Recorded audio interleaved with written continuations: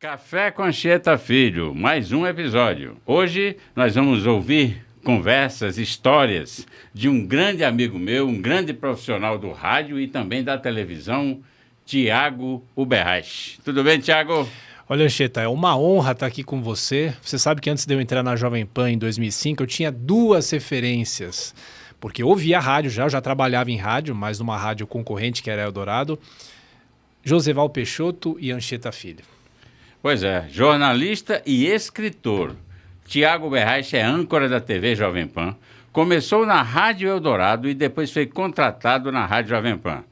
Ele é escritor, autor de 2 livros sobre Copa do Mundo, a biografia das Copas e 70 o Brasil de Tri. Tiago, tem mais livros, né, além desse? Tem, na verdade são 4 livros, né? E ano que vem o livro do Tetra, Já né? tem um no forno? Já tem um no forno, porque eu lancei a biografia das Copas em 2018... E aí a gente fez uma reedição para 2022, o ano de Copa também. Só que nessa trajetória eu lancei o livro de 1970 e depois eu voltei para 58 e 62. Então eu fiz a trilogia do tricampeonato, mais o biografia das Copas, e agora a trilogia vai virar uma tetralogia. Ô, Tiago, você gosta muito de Copa do Mundo, que tem dado retorno. Em 2010 você recebeu o prêmio Embratel, também com Copa do Mundo. Pois é, eu não tenho... A minha caminhada não é no jornalismo esportivo, né? Eu faço mais política, a gente trabalhou muitos anos juntos na Jovem Pan, política, economia, eu cobri muitos anos o Palácio dos Bandeirantes, que você se lembra bem.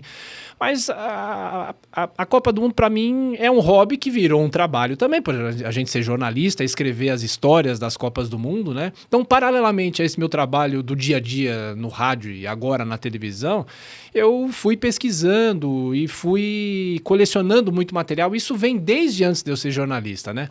Aí, em 2009, o Fábio Sormani, jornalista esportivo, trabalhava na Jovem Pan. Ele ia estrear um programa chamado Copa do Mundo, que o seu Tuta, dono da Jovem Pan, criou nas vésperas da Copa de 2010. Aí eu falei, olha...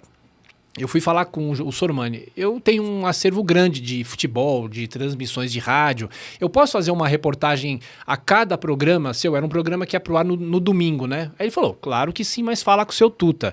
E o seu Tuta nunca podou nada, né? Muito pelo contrário, ele sempre incentivou que a gente fizesse o melhor trabalho possível. E aí eu comecei a fazer, foram 23 reportagens de histórias das Copas do Mundo. E aí eu acabei inscrevendo essa série no Prêmio Embratel, que é um prêmio que não existe mais, infelizmente, mas era um prêmio muito conceituado. E aí em 2010 essa série venceu o prêmio. E o que eu mais guardo com carinho é que no dia seguinte, no Jornal da Manhã do dia seguinte, eu fui entrevistado por Anchieta Filho, a gente falando sobre os bastidores dessa série. E tudo aquilo virou um embrião para os livros, né? Porque lá tinham entrevistas históricas com os jogadores e tal, coisas que eu fui fazendo ao longo dos anos. Desde a época da faculdade, você tem essa paixão, né? Sim. Você já fez o seu trabalho de conclusão de curso baseado também em Copa do Mundo. Sim, isso vem antes, né? Eu quando tinha meus 13 anos, estou falando do ano de 1990, aquele foi um ano muito importante, porque além de ter a Copa do Mundo, foi o ano em que o Pelé completou 50 anos, né? Então, a partir daquele momento, eu comecei a colecionar material, comecei a gravar jogos na televisão. A gente não tinha internet, não tinha YouTube, não tinha celular, rede social, não não tinha nada, né? Então, para você ter gravado uma imagem que você quisesse, você tinha que ir lá na fita VHS e gravar no videocassete. Então eu comecei a colecionar muito material de Copa do Mundo, jornais, revistas. Hoje tudo facilitou muito por causa da internet, né? A pesquisa é muito mais fácil. E aí eu resolvi fazer jornalismo por causa do esporte, mas entrei numa rádio que não tinha futebol, só que foi uma rádio que também me deu chance para fazer esse trabalho. Em 98, o meu primeiro contato jornalístico com o futebol, com a Copa do Mundo, foi em 98, no ano da Copa, quando o meu chefe, você deve se lembrar dele, na época da Eldorado, o Ademar Altieri. Claro que eu lembro. Ele me chamou e falou assim, olha, você que gosta de Copa do Mundo, eu estava na faculdade ainda, eu entrei na faculdade em 96, eu estava no 3º ano da faculdade. Ele falou, olha, você não quer fazer uma série sobre Copa do Mundo? A gente vendeu aqui uma cota para uns boletins, você faz a produção, eu nem falava no ar ainda, você faz a produção e o Ari Pereira Júnior, que é um grande amigo meu, repórter de esportes, ele gravaria os boletins, né? E eu fiz tudo na redação, por telefone, mas naquele momento eu fiz entrevistas muito bacanas com grandes jogadores do passado, né?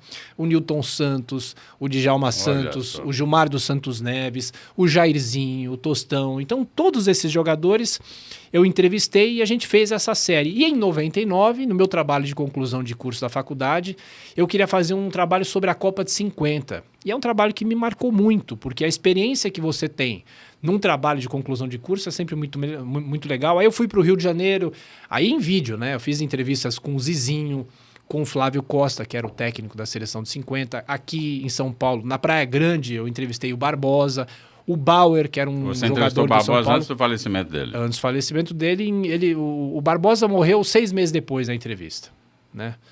E o Flávio Costa morreu 1 mês depois da entrevista. Veja só, já eram pessoas com uma certa idade, né? Mas todas essas entrevistas eu guardo comigo e vou reaproveitando nos meus livros e outros trabalhos que eu faço sobre Copa do Mundo. O trabalho de conclusão de curso de Thiago a gente poderia acompanhar, que é uma coisa que eu adoro futebol. Sempre fui apaixonado por futebol. E falar do futebol do passado realmente é muito bacana. Vamos ver o trabalho aí do Thiago, vamos ver. O Praceres de Barbosa deu nó na garganta da maior torcida já presente em um estádio.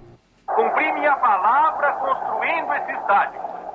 Cumpram agora o seu dever, ganhando a Copa do Mundo.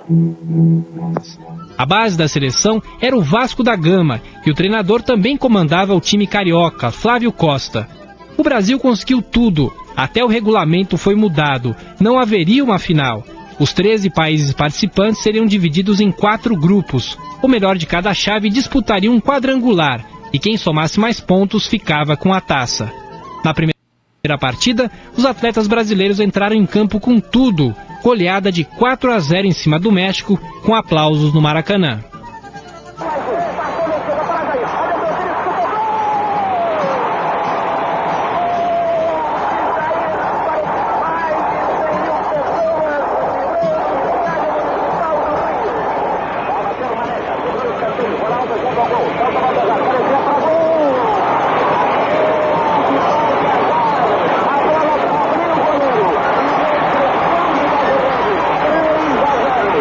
Ademir fez 2. Jair e Baltazar completaram o marcador. A tensão da estreia ficava para trás. A cidade de São Paulo também queria ovacionar a seleção e o Pacaembu seria o palco ideal para o confronto com a Suíça. O técnico Flávio Costa mexeu na equipe. Ele trocou a linha média formada pelos cariocas Eli, Danilo e Bigode e colocou um trio paulista, Bauer, Rui e Noronha. O treinador, claro, foi criticado. As mudanças teriam apenas um objetivo: agradar o público local.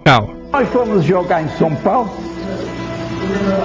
e tivemos muita torcida contra, porque eu botei a linha média de São Paulo, que era muito boa e que estava comigo, porque só mesmo bons jogadores. Formidáveis foram apenas os minutos iniciais. Logo aos 2, gol de Alfredo. Mas o suíço Faton aproveitou a falha de Juvenal, 1-1. A torcida respiraria. Baltazar, o cabecinha de ouro, marcava o segundo. Só que Faton, de novo ele, voltou a igualar o marcador para a desolação de Barbosa e de todo o Pacaembu. O confronto contra a Iugoslávia era vencer o vencer. O adversário do time brasileiro tinha uma melhor campanha, superou o México por 4-1 e a Suíça por 3-0. Dessa vez, Flávio Costa não titubeou, pôs em campo os melhores, com um detalhe. Zizinho, que estava machucado, estreava no Mundial. Nesse jogo foi batido pela primeira vez o recorde de público na Copa, com um total de 138 mil pagantes que viram Ademir fazer 1-0 logo aos 3 minutos.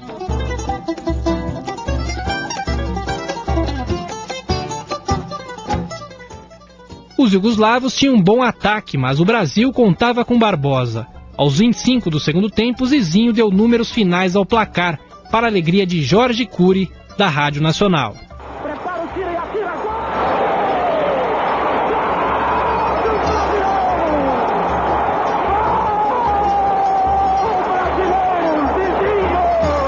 Meio caminho andado, a seleção estava classificada. Os adversários da última fase seriam Suécia, Espanha e Uruguai.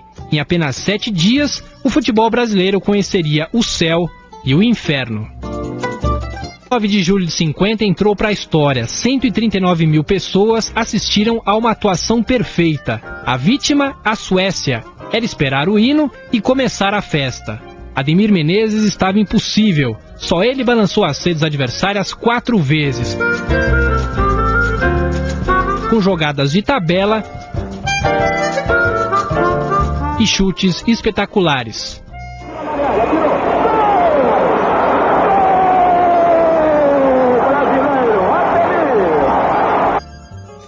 Mesmo com a confiança redobrada, a Espanha colocava medo nos brasileiros. O time de Flávio Costa, no entanto, aprontou também com a fúria no dia 13. O público que comparecia ao Maracanã aumentava a cada partida. 153 mil pessoas, uma marca inédita. Nova chuva de gols, 6-1. Eu acredito que jamais vai acontecer o que aconteceu no Maracanã e não sei quem, tal a forma que estava jogando a seleção brasileira, alguém começou a cantar. Eu fui as touradas de Madrid para Timbum, bum, bum, para Timbum. E quase não volto mais aqui pra ver perigo, beijar-se O último confronto da Copa foram decisivos. O Brasil poderia empatar com a equipe uruguaia porque tinha um ponto a mais do que o adversário na fase final. De repente, tudo virou o inferno, a começar pela troca de concentração. O time de Flávio Costa estava em um local chamado Casa dos Arcos, na Barra da Tijuca. Misteriosamente veio a determinação para que todos fossem para o estádio do Vasco da Gama, em São Januário. Antes de 7 horas da manhã, nós estávamos concentrados em São Januário, no campo do Vasco da Gama. Apareceu um padre para rezar a missa para os futuros campeões do mundo da tarde. Aí começou o negócio, já ganhou. Para piorar, um jornal já dava os brasileiros como campeões mundiais. E veio a tarde de 16 de julho. As catracas do Maracanã foram arrombadas. Correria, empurra-empurra nos portões. Milhares de pessoas ficaram de fora.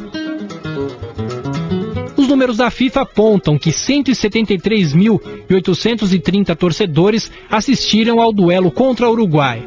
Dados não oficiais estimam que 220 mil pessoas estiveram no estádio, o equivalente a 10% da população da cidade do Rio em 1950. No primeiro tempo, 0-0, e o título ainda era dos donos da casa. A empolgação tomou conta do Maracanã, quando o Friaça fez 1-0 para o Brasil na etapa final.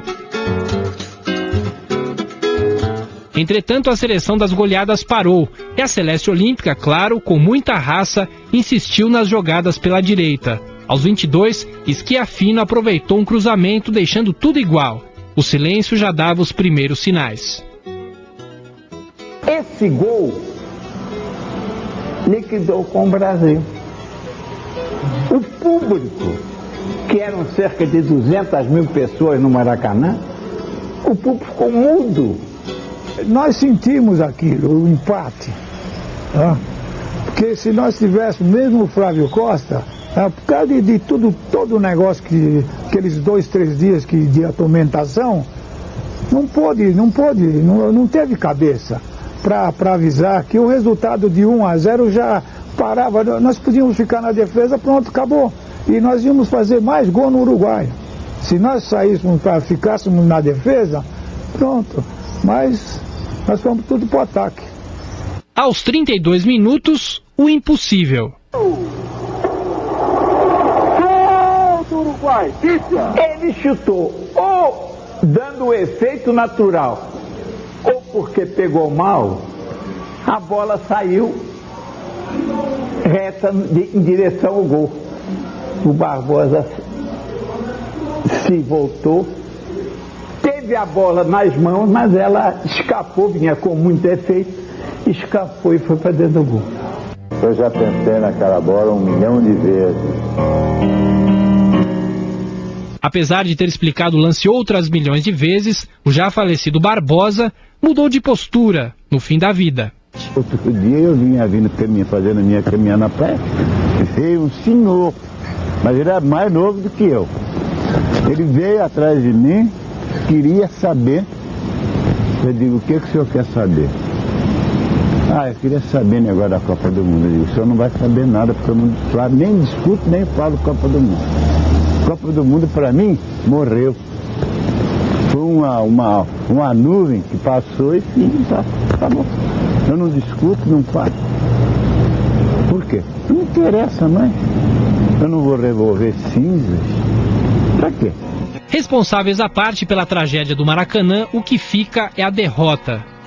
Mesmo com as 5 conquistas brasileiras em Copas do Mundo, o futebol sempre será um sinônimo de mágoa para aquela fantástica geração de 1950. Foi quase 50 anos. O que eu vou falar de mim? Terminou o jogo com a vitória do Uruguai. Uruguai, os campeões mundiais de futebol de 1950, reconquistando o título.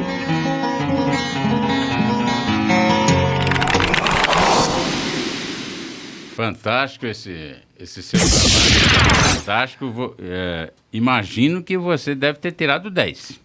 Tirei, modéstia à parte, tirei 10, sim. Mas é interessante que essa é uma reedição que a gente fez para a Jovem Pan. E é sempre interessante explicar que as imagens não são tão boas, porque tudo era analógico. Década de 50, né? Década de 50, mas eu também fiz esse trabalho em 99, que a gente não tinha qualquer tecnologia para melhorar a qualidade das imagens, né? E você veja, mesmo tendo feito esse trabalho em 1999, eu continuei pesquisando a Copa de 50 e só depois que eu consegui reunir, tá até no Spotify, né? Quem quiser pesquisar lá, chama a Copa do Mundo a Copa de 50 como você nunca ouviu. Lá estão 6 jogos inteiros com a narração do Jorge Cury e do Antônio Cordeiro. Jorge Cury já narrava. Já narrava em 1950, foi a primeira Copa dele, né? E eu consegui reunir os 6 jogos na íntegra pela Rádio Nacional do Rio de Janeiro. Ou seja, até hoje eu continuo pesquisando e tentando colecionar, tentando obter materiais que são praticamente esquecidos, né? Perdidos no tempo, né? Porque a memória do Brasil é muito fraca, né, Anchieta? Você sabe bem. Você fez entrevista com o Flávio Costa, você fez entrevista com o Bauer, né? O Bauer. E com o Barbosa. O Barbosa. Você teve algum E o Zizinho também. O Zizinho também. Só que nessa edição o Zizinho acaba não entrando, né? Você recebeu algum patrocínio ou foi do seu próprio bolso? Nada. Porque assim, eu era estudante ainda, eu paguei a viagem para o Rio do meu bolso, né? O táxi lá para se deslocar, aquela coisa toda, e a câmera, a estrutura era da faculdade, e eles fizeram a edição, né? Mas é interessante que depois disso eu ainda fiz outras séries para rádio sobre a Copa de 50, uma em 2000 para Eldorado, quando a derrota em 50 completou 50 anos, e em 2015 para a Jovem Pan, quando a derrota completou 65 anos. E aí, para essas duas reportagens, eu consegui entrevistar por telefone o Didia, o carrasco do Brasil, e também o lateral esquerdo da seleção, o Bigode, né? Que era do Vasco também. Que era do Vasco da Gama. E é interessante que, olha só o destino, né? Quando o último capítulo da série de 1950 foi ao ar no Jornal da Manhã, acho que em 2015 você estava lá ainda, né? O Didia faleceu em 16 de julho de 2015. O carrasco do Brasil faleceu no mesmo dia em que a gente, mais uma vez, relembrou aquela triste derrota para o Uruguai, né? Eu estava lendo o relato seu no Facebook da entrevista com o Flávio Costa. Sim. Eu queria que você falasse, para quem acompanha o Café com Anchieta Filho, como é que foi chegar? Você marcou antes? Como é que foi? Então, eu te falei que em 98 eu tinha feito as entrevistas por telefone pela Eldorado, né? Então, eu entrevistei por telefone o Flávio Costa e o Zizinho, né? Aí, como eu tinha o telefone deles, uma semana antes de eu ir para o Rio de Janeiro, eu liguei para a casa deles e falei, olha, aqui é o Thiago, eu sou estudante da PUC de São Paulo e eu queria ir aí entrevistar vocês. E os dois aceitaram, tanto o Zizinho quanto o Flávio Costa, né? E aí eu fui num sábado, um belo sábado de manhã, eu fui para o aeroporto de Congonhas, não tinha essa coisa de comprar passagem pela Decolar ou qualquer outro desses sites aí, não tinha. Então eu cheguei no balcão da Varig Rio Sul, comprei um bilhete de ida e volta naquele mesmo dia, no sábado, fiz um cheque, paguei 200 e poucos reais as duas passagens. Aí eu cheguei lá no Santos Dumont, peguei um taxista lá e primeiro eu fui para Niterói para entrevistar o Zizinho. Um sujeito muito cordial, Anchieta. Muito cordial, muito cordial. Me tratou muito bem. Ele me deu até um livro que ele escreveu, as memórias dele, assinado e tal, né? Ele mesmo tendo muita mágoa dessa derrota do Brasil em 50, por tudo que aconteceu. A lembrança dele ainda tá... A lembrança muito viva. E ele não tinha problema de falar, né? E aí, depois dessa entrevista com o Zizinho, por volta de meio-dia, 1h, eu fui para a casa do Flávio Costa. Era no bairro de Botafogo. E aí eu cheguei lá... De Niterói para Botafogo. Aí eu cheguei lá, o taxista teve um pouco de dificuldade para encontrar o prédio e tal. Aí eu toquei lá, uma pessoa abriu, eram aqueles prédios antigos, né, que não tem nem porteiro. Sei. Aí eu subi, aí a senhora abriu a porta, era uma senhora que trabalhava com ele. Sei. Trabalhava com ele há 50 anos, veja só, há 50 anos. E aí eu ouvia de um outro quarto o som alto da televisão, ou seja, eu cometi um dos maiores erros da minha vida, que foi chegar na casa de um ex-técnico da Seleção Brasileira no dia de um jogo da Seleção. Seleção Brasileira jogando. Era um amistoso Brasil e Holanda, que terminou empatado em 2-2 em 1999. E aí, aquela coisa, eu tinha ligado para o Flávio Costa, aí eu sentei na sala e ouvindo o Galvão Bueno narrando o jogo no fundo, assim. E aí a senhora falou, eu vou chamar ele. Aí o Flávio Costa não vinha. Aí ele veio, depois de uns 10 minutos, e chegou para mim, o que o senhor quer? Ele tinha 93 anos. O que o senhor quer? Ele não se lembrava que eu liguei para ele. Né? Eu falei, eu sou estudante da PUC, eu queria gravar aqui uma entrevista com o senhor. Aí ele falou, agora o senhor vai esperar acabar o jogo. Tava no primeiro tempo ainda. Aí ele voltou para a sala, para o quarto, sei lá, onde tinha televisão. Aí eu comecei a ficar preocupado. Eu falei, ele vai demorar. Se ele chegar às 6 horas da tarde aqui para me dar a entrevista, eu vou perder o avião de volta. Já estava comprado. Já estava comprado. Só que no intervalo ele veio, né? No intervalo do jogo. E aí ele ficou irritado porque eu não tinha montado a câmera. Aquela coisa de inexperiência, né? Eu não tinha montado a câmera porque eu achei que ele ia querer que eu fizesse a entrevista num outro lugar, no quarto e tal. Aí eu montei a câmera rápido, fiz uma entrevista de 20 minutos, só que a entrevista avançou o segundo tempo do jogo. Então, enquanto ele tá falando, dá pra ouvir a narração do Galvão de gol no fundo, assim, né? Porque o Brasil empatou o jogo, sei lá, ou saiu na frente, ou fez 2-1. E essa foi a lição que eu tive desse trabalho de conclusão de curso. Independente de nota 10 ou do resultado do trabalho, porque quando a gente olha um trabalho de conclusão de curso, a gente quer fazer hoje tudo diferente, quer melhorar, quer pegar uma imagem melhor e tal, fazer uma edição melhor. Mas foi um momento muito importante para a minha vida, né?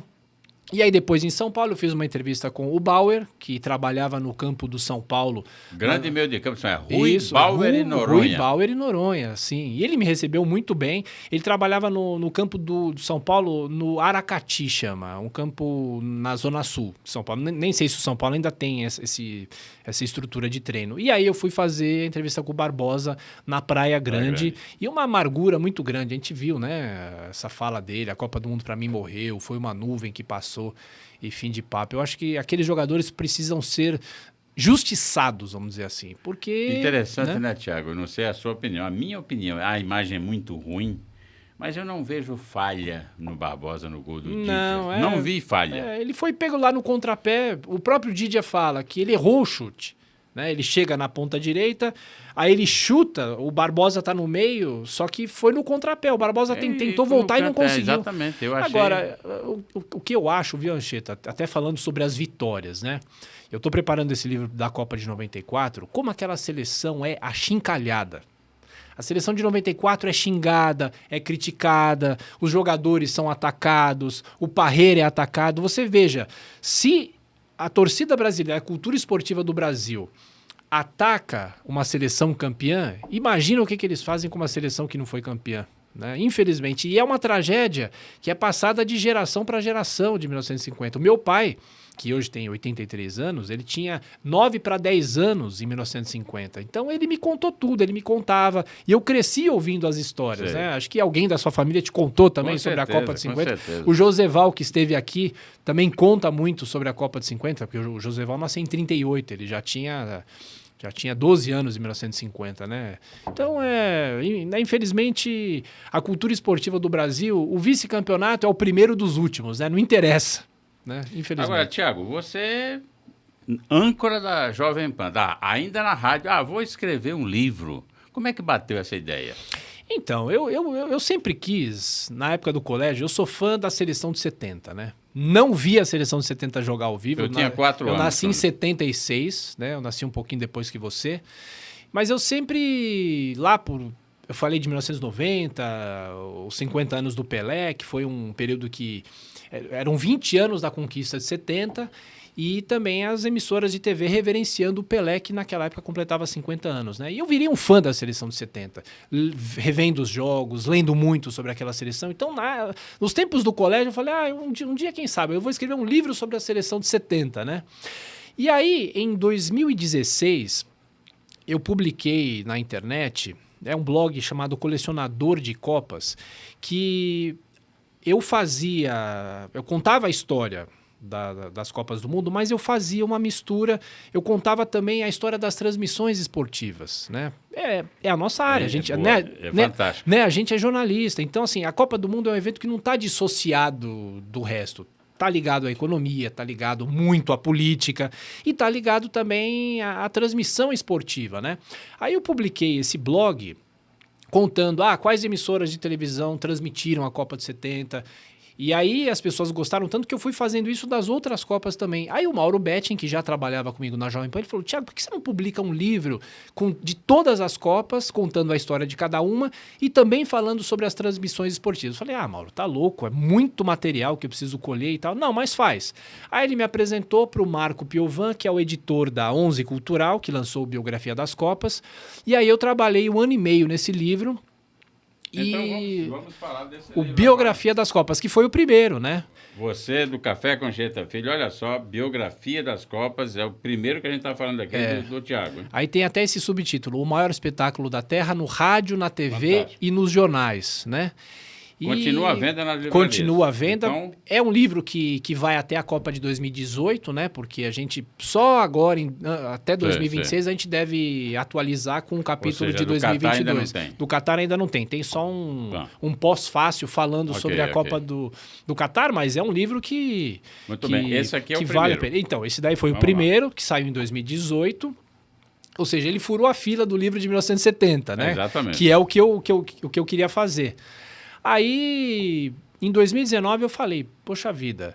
Foi sucesso. Foi, ainda bem. Até hoje vende muito bem. E uma coisa importante, antes de falar dos outros, nesse livro de 2022, que a gente reeditou, o de 2018 ainda não tem, mas esse livro de 2022, ao final de cada capítulo, entre 1950 e 82... há um QR Code no fim de cada capítulo para as pessoas ouvirem as narrações de rádio. Essa ideia do QR de cada Code uma dessas genial, Copas do Mundo. Então, por exemplo, genial. se você é fã da seleção de 82, por exemplo, que todos nós somos, né, que é uma seleção brilhante, mas que não ficou com o título, tem lá as narrações da Copa de 82, tem narrações da Copa rádio de 70. Rádio e TV ou só rádio? Olha, em 70, no capítulo de 70, eu ponho também trechos das narrações de TV. Né? 74 também. Porque 70 é o Geraldo José de Almeida que chama a atenção. José de Almeida, Fernando Solera, Walter Abrão e Oduvaldo Cosi, né? Porque foi feito aquele pool de transmissões da TV. Então, a Copa faz parte da nossa memória afetiva, né? E os narradores fazem com que a gente se lembre das Copas do Mundo. Então, eu lancei o Biografia das Copas e aí chegou 2019, eu falei, eu preciso lançar um livro sobre a Copa de 70, porque em 2020 a conquista completou 50 anos, né? Aí eu fui para uma outra editora, não foi a mesma editora do Biografia das Copas, foi a editora Letras do Pensamento. É um livro mais simples, eu digo, em relação a imagens, né? Não temos fotos em cores e tal, porque o preço do livro é muito caro no Brasil, né? E para fazer um livro é um trabalho homérico, né? E aí eu fiz uma pesquisa mais ampla para a Copa de 70 e eu conto a história dos 6 jogos do Brasil, falo da derrota de 66 até a vitória em 70, a passagem do João Saldanha no comando da seleção, ou seja, tem tudo sobre a Copa e o QR Code para ouvir o capítulo específico, né, sobre as transmissões esportivas em 1970. Tem jogos inteiros que o Joseval narra pela rádio, né? Tem o segundo tempo inteiro do Joseval narrando, né? que um colecionador do Paraná me procurou para me arrumar essa gravação, porque nem a Jovem Pan tinha narração completa. Veja só, essas coisas vão 70. se perdendo. Que foi um pool, né? Foi um pool também de rádio. O Josévaldo narrou dos 15 do segundo tempo até o final do jogo. Isso. O jogo estava 1-1. 1-1, é verdade. E aí ele narrou os 3 gols, inclusive o gol do Carlos Alberto. Do Carlos Alberto, que é uma das narrações mais brilhantes. Eu apresentei que eu aqui com o Josévaldo. Eu acompanhei. E aí depois, como o livro de 70... O 70 foi o segundo. O 70 foi o segundo depois do Biografia. Então, vamos falar... 1970, o Brasil é tri. O Brasil é tri. Ainda nas livrarias. Ainda nas livrarias, nos nas sites. Nas melhores casas você consegue comprar. É isso aí. Tem na Amazon também, que eles vivem fazendo promoção, né? E é um livro que tem muitas fotos legais. São muitas fotos praticamente inéditas que eu consegui com o Arquivo Público do Estado de São Paulo, que faz a curadoria das fotos do jornal Última Hora, né?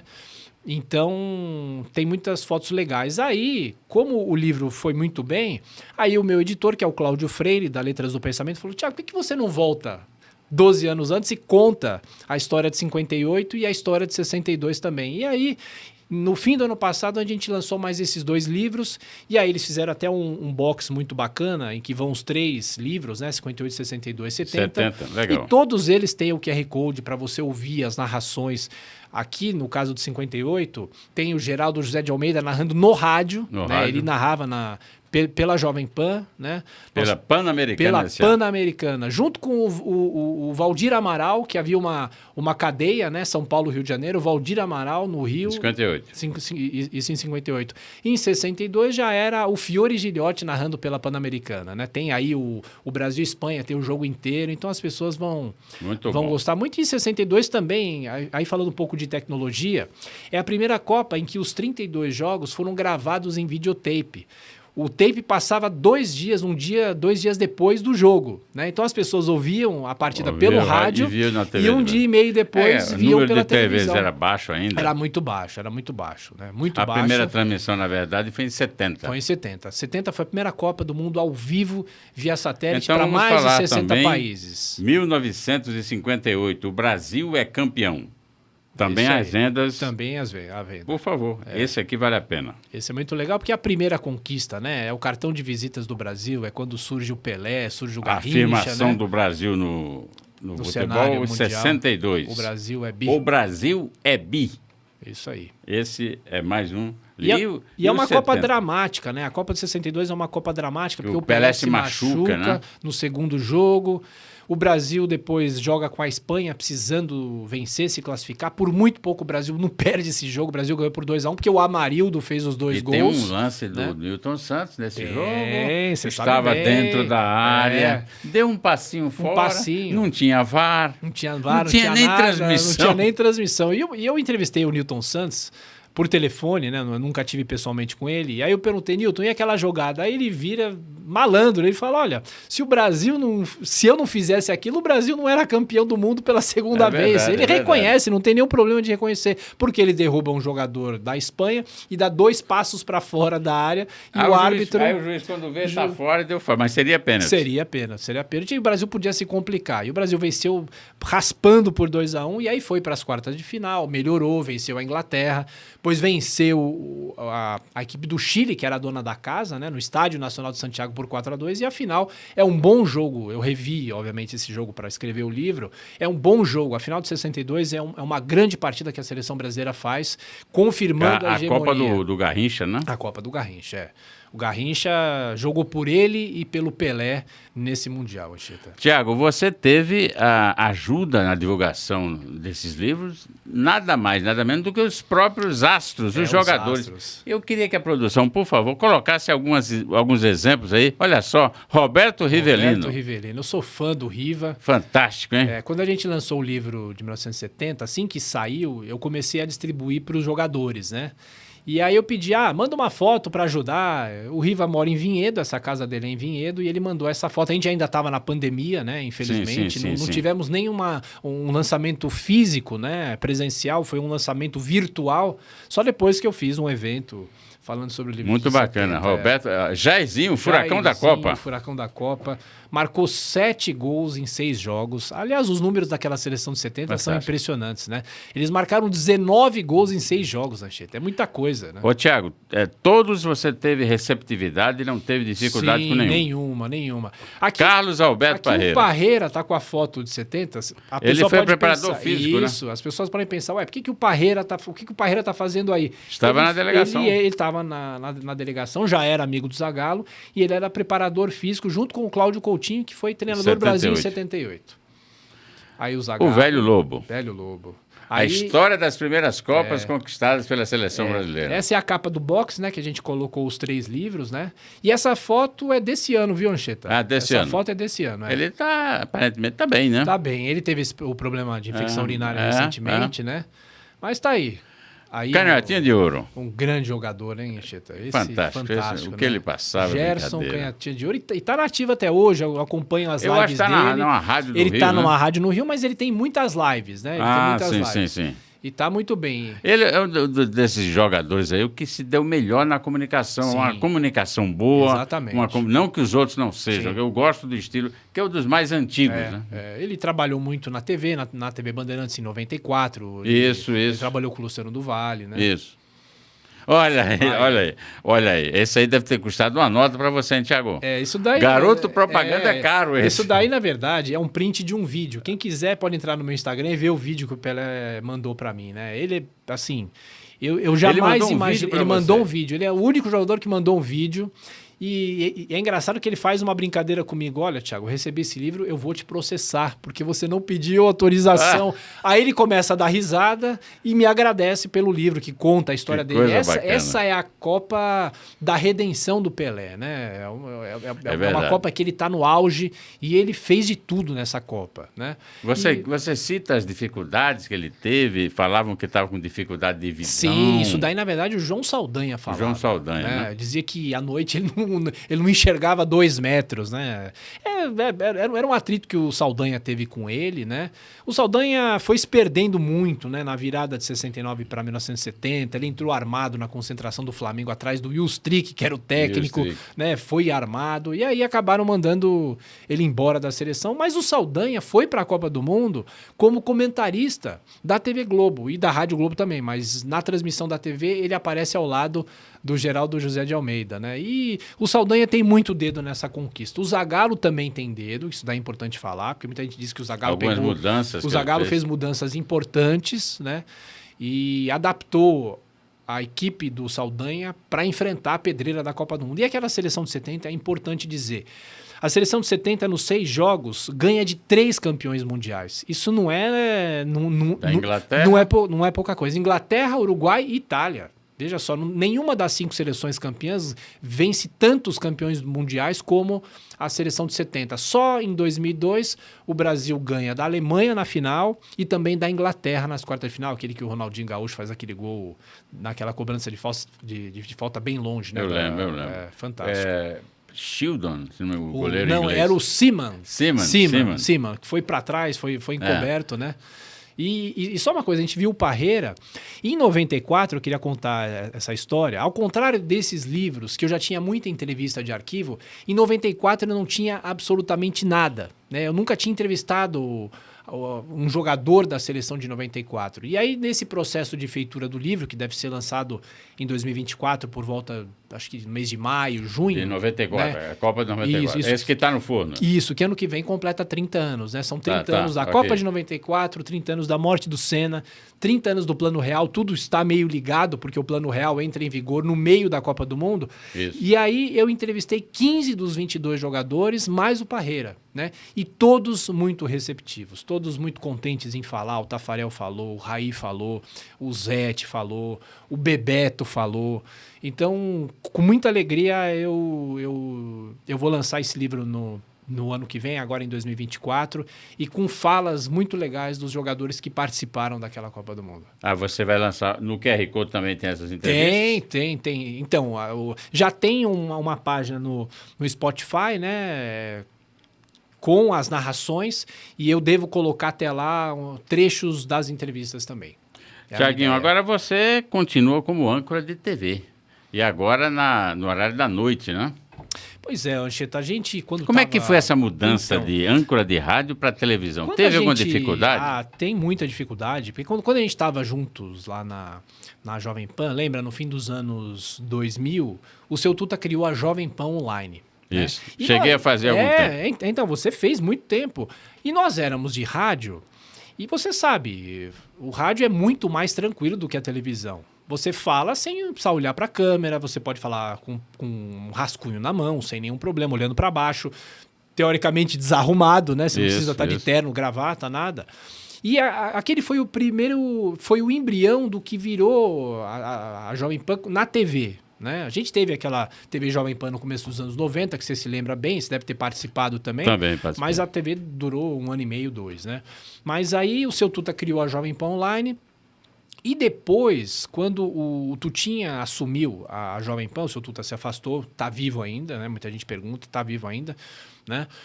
Quando o Seu Tuta se afastou por causa da saúde, aí veio o Tutinha, e aí o Tutinha começou a colocar câmeras no estúdio de rádio. Você também pegou essa fase, né? Aí a gente começou a se adaptar, né? Aí em 2019... a gente trocou. Eu tava no Jornal da Manhã ainda, a gente foi fazer um jornal de rádio, mas no estúdio de TV. Né? Não existia a televisão ainda, a TV Jovem Pan News, né?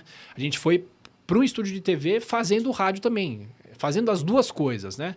Então, assim, a adaptação é complicada. Eu acho que assim, a TV engessa um pouco, né?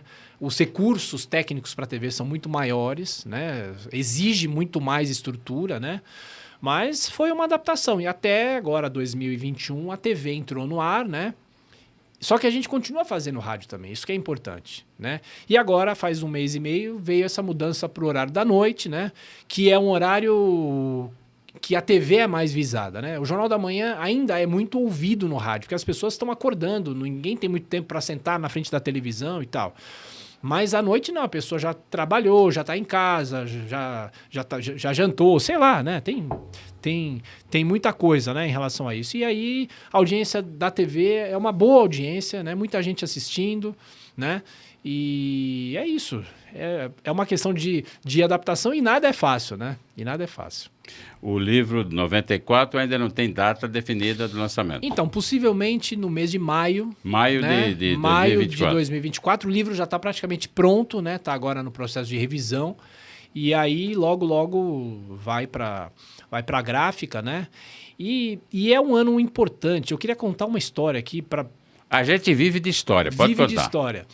E em 94 foi a primeira Copa do Mundo que eu vi o Brasil ganhar, né? Você também tinha 4 anos e 70, você também viu pela primeira vez. Mas eu tinha 4 anos só. Então, não curti. Não curtiu, né? E assim, há 30 anos era um outro Brasil, né?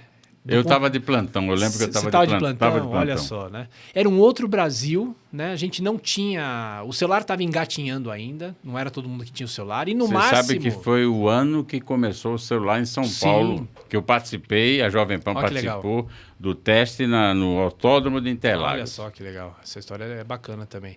E o celular, no máximo, servia para você fazer uma ligação e alguns aparelhos já mandavam mensagem de texto para um outro aparelho. Alguns só, não era tudo isso, né? E aí, você se lembra, na campanha do Brasil em 94, a gente teve o Brasil e Holanda nas quartas de final, aquele jogo que o branco Romário, exato, o branco chuta... tira o corpo. O Romário tira o corpo e entra no canto do goleiro, né? Aquele dia foi 9 de julho de 94, foi um fim de semana, né? Um sábado, né? Você acredita que naquele dia tinham 25 mil pessoas em Itaquera, num posto da Telesp? Meu Deus. Veja só, no posto da Telesp, estão falando de 30 anos, porque essas pessoas foram convocadas para fazer a inscrição para a linha telefônica, a linha telefônica digital, a linha telefônica analógica, porque não existia o digital ainda, né? Então, no meio do Jogo do Brasil, essas pessoas tiveram que ir, porque elas foram convocadas, se elas não fossem, elas iam perder a linha, né? Que elas tinham se candidatado lá. E aí 25 mil pessoas numa fila, as pessoas ouvindo pelo rádio e no máximo naquelas TVs portáteis. Ou seja, não tinha celular para você ver. Tanto é que não tinha, porque as pessoas estavam lá numa fila para Telesp, né? E depois Aí a gente teve a privatização do setor, né, em 97, 98, com o Sérgio Mota, Fernando Henrique Cardoso, que você se lembra bem, a Jovem Pan cobriu muito bem esse processo, né? Mas era um outro Brasil, há 30 anos era um outro Brasil. O Galvão Bueno, na transmissão da televisão, ele dava um 0800 para as pessoas ligarem e tirarem dúvidas sobre o Plano Real. Veja que absurdo, né? Veja que coisa maluca, né? Então são as histórias que a gente vai colecionando. E por mais que eu já fosse vivo, tinha 17 para 18 anos, tem muitas histórias que eu só descobri nessa pesquisa para a Copa. Por exemplo, a mãe do Zinho, infelizmente, faleceu no dia do Brasil-Uruguai pelas eliminatórias. Aquele jogo que o Romário vem como salvador da pátria, faz os 2 gols. 93. E a mãe do Zinho faleceu naquela noite, por exemplo. Eram coisas que eu não me lembrava e não sabia, né? E aí aquilo deu uma injeção de vontade. Vou ganhar a Copa do Mundo para homenagear a minha mãe, né? Então tem muitas histórias que ficam esquecidas e os livros acho que são importantes para você documentar e trazer de volta, né, a história, né? Tiaguinho Berrais, mais uma vez obrigado pela sua participação. Pois é. O ouvinte, o internauta do Café com Anchieta Filho teve o prazer de ouvir essas histórias maravilhosas. Muito obrigado mais uma vez. Eu que agradeço, eu sou seu fã, você sabe, eu te admiro muito, eu cresci não só te ouvindo, não estou te chamando de velho não, né, porque a gente tem pouca diferença de idade, mas eu cresci lá dentro da Jovem Pan, sempre do seu lado. Aprendi muito contigo. Eu que aprendi muito com você com os seus entrevistados de política. Muito bacana. As longas entrevistas que a gente fazia com os políticos que iam lá no estúdio, né? A gente fazia a pauta da entrevista, disparava entre os colegas, né? Foram tempos muito bons, viu, Anchieta? Muito obrigado, Tiaguinho. Obrigado.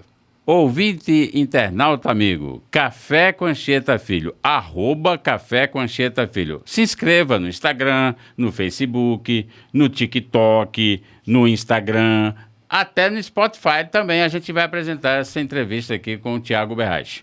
Se você quiser fazer algum comentário, pode fazer. Peço que te dê o like, peço que se inscreva no canal. Mais um episódio de Café com Anchieta Filho. Forte abraço.